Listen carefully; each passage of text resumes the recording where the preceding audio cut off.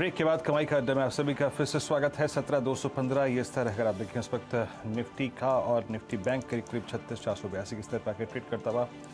एक चीज़ है जो कि थोड़ा सा हमें यूएस मार्केट का भी अगर आप देखें बिहेवियर देखना है।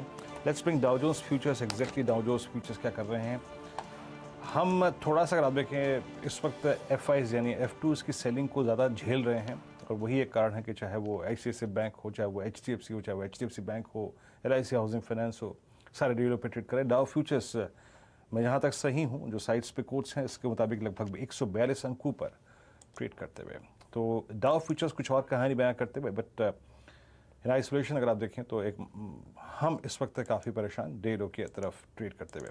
कुछ और अच्छे स्टॉक्स जो कि आज काफ़ी हैमरिंग हुई है, उसमें मेरे को देख के बड़ा आश्चर्य हुआ। आज टोरेंट पावर को, कल इस स्टॉक ने अपने करियर का ऑल टाइम हाई छुआ था, आज गजब की सेलिंग 20 डे नीचे स्लिप हो गया। और जहां तक NBFCs का सवाल है, अभी हमने LIC हाउसिंग फाइनेंस के शॉर्ट ट्रेड पे बात की थी। Let's bring Shriram transport finance.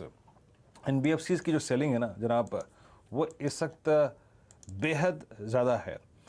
LIC housing finance का जो अमूमन 10 नवंबर से लेकर जो समझ लीजिएगा कि 10 दिसंबर के बीच में एक महीने के अंतराल में वॉल्यूम्स था, बीते 4 दिन में उसका अप्रॉक्सीमेटली 1.3 टाइम्स अगर आप देखें, यानी करीब करीब 1.25 गुना वॉल्यूम्स के बीच में सेलिंग आ रही है।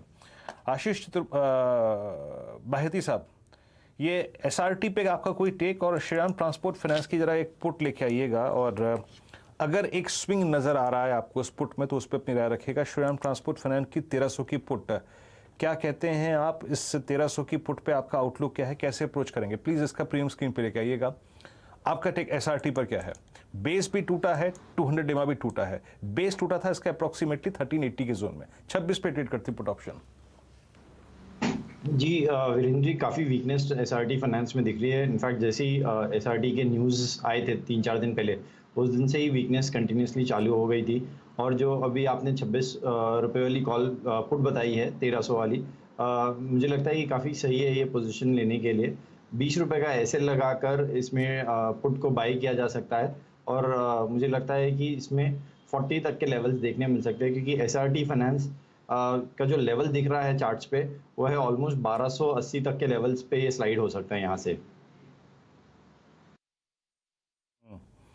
श्रीराम ट्रांसपोर्ट फाइनेंस, चलिए तो आपका शॉर्ट अगर रिव्यू है तो शॉर्ट भी कर सकते हैं। दूसरा एक विकल्प आपकी अगर आप देखें तो स्क्रीन पर है श्रीराम ट्रांसपोर्ट फाइनेंस की, अगर आप देखें तो ये 1300 की पुट 27-20 पे आके ट्रेड करते हुए। आशीष चतुर्मोता जी, आपकी प्रिफर्ड शॉर्टिंग कैंडिडेट्स NBFCs में क्या है?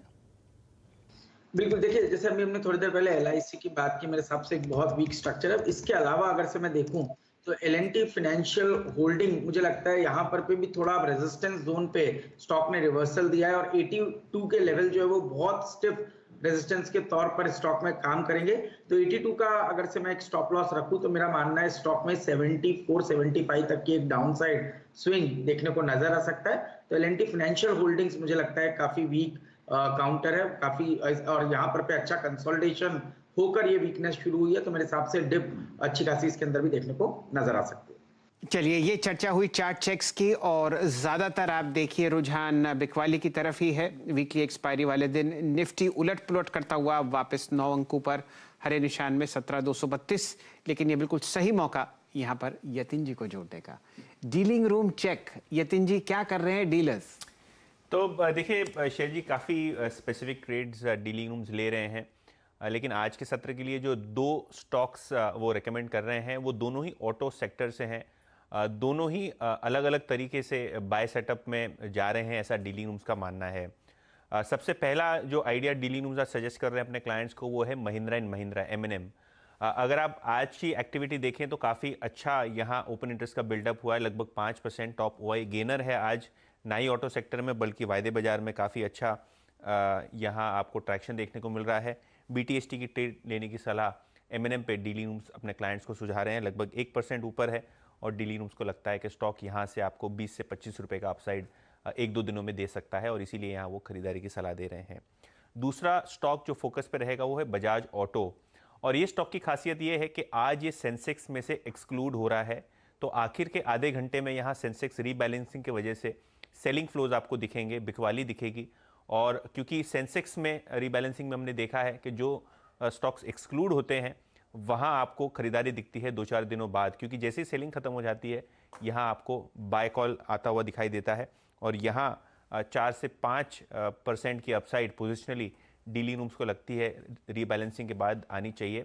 जस्ट फॉर द रिकॉर्ड, ये नवंबर में सेंसेक्स रीबैलेंसिंग अनाउंस हुआ था और आज 16 तारीख है, 18 से इफेक्टिव होना है, तो T+2 बेसिस पे ये सेटल होते हैं ट्रेड्स। विप्रो सेंसेक्स में इंक्लूड हो रहा है और बजाज ऑटो सेंसेक्स से बाहर जा रहा है, और यही दो स्टॉक्स आपको आखिर के आधे घंटे में फोकस करने हैं। दोनों स्टॉक्स में अच्छे वॉल्यूम्स आपको देखने को मिलने चाहिए। चलिए, ये दिन भी देखने को मिला यतिन जी कि बजाज ऑटो को आप सेंसेक्स से विदा करते हुए दिख रहे हैं। शायद ये कहानी टू व्हीलर स्पेस की और ईवी की जो लड़ाई है उसको अच्छी तरीके से दर्शाती है, लेकिन लॉन्ग टर्म अगर आप देखें तो यहाँ पर आपने लगभग आप समझिए 4300 रुपये का प्राइस देखा था और ये था मध्य जून में। बिल्कुल। और आप देखिए 6 महीने में क्या हाल हो गया कि काउंटर आपको 3244 पर ट्रेड करता हुआ दिख रहा है। महीने की दृष्टि से देखें तो ये लोएस्ट लेवल है यहाँ पर दिसंबर 2020 से। आशीष महेश्वरी साहब को जोड़ेंगे। आशीष जी, ये ETF रीबैलेंसिंग होगी, इसमें कोई कुछ नहीं कर सकता और यहाँ पर आप सेलिंग प्रेशर आते हुए दिखेंगे। कौन सा एक जोन जहां पर आपको लगता है कि बजाज ऑटो एक ऐसे लेवल पर होगा कि इसको पोर्टफोलियो में जोड़ा जाए? अक्सर हम लोग ये देखते हैं कि स्टॉक बहुत रिकवर होता है जब वो कुछ समय बाद इंडिसीज से निकलता हुआ दिखता है। मेरी तो अभी भी सलाह बजाज ऑटो में बेयरिश ही रहेगी शैल जी। मेरा मानना है कि one of the most under performer stock रहा है और अभी भी कोई शॉर्ट टर्म में फंडामेंटली देखा जाए तो कोई बड़े ट्रिगर नजर नहीं आते, क्योंकि जब तक आज ट्रेंड ऐसा हो गया कि जब तक आपके पास में ईवी रिलेटेड कोई लॉन्चेस नहीं है या उसके लिए एक आपके लिए रोड मैप बहुत क्लियर नहीं है, और वो बजाज ऑटो हीरो मोटोकॉर्प जैसी कंपनी अभी कर भी नहीं सकती, क्योंकि उनका जो ब्रेड एंड बटर है वो पेट्रोल बाइक है। वो सडनली अपना पेट्रोल का पूरा सिस्टम बंद करके ईवी पे शिफ्ट भी नहीं कर सकते हैं। तो बड़ा डायलेमा सिचुएशन है और जिसके कारण से इन्वेस्टर्स इसमें इन स्टॉक्स में से एग्जिट कर रहे हैं। तो मेरी सलाह बजाज ऑटो को और इन हीरो मोटोकॉर्प जैसे स्टॉक को अभी भी अवॉइड करने की रहेगी।